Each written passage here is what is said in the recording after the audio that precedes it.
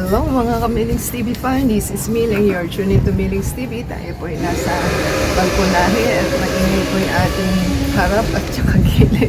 Then under construction po. At tayo po ay nagtatanim. At tayo po ay may tatlong ilalagay.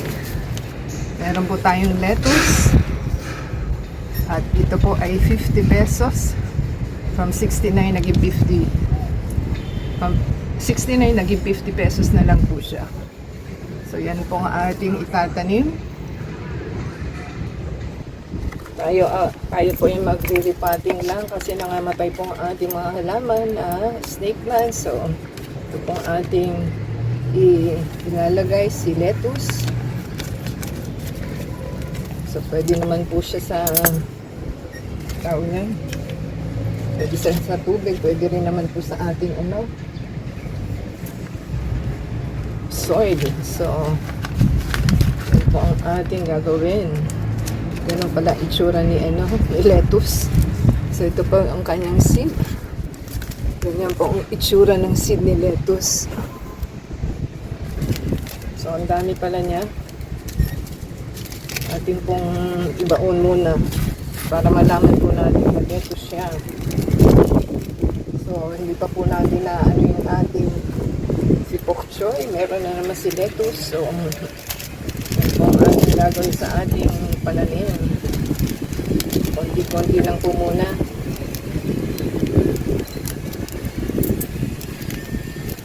At hindi natin siya mailalagay lahat. Mahirap pong ilagay. Kasi marami siya.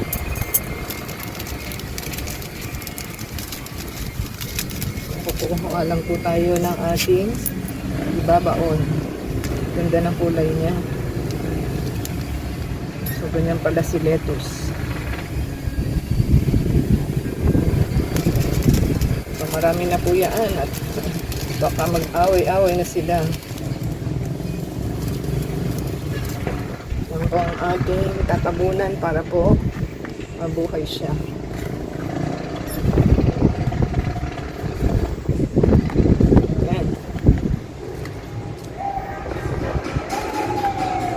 Tabunan lang natin at ating po siyang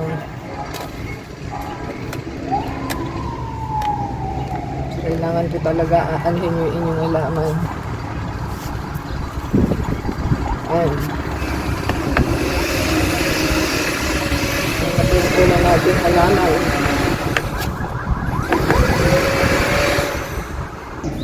So tayo po ay gumawa ng pananda at ito po is lettuce. So kailangan po is ibabaon natin sa gilid para po malaman natin na lettuce siya.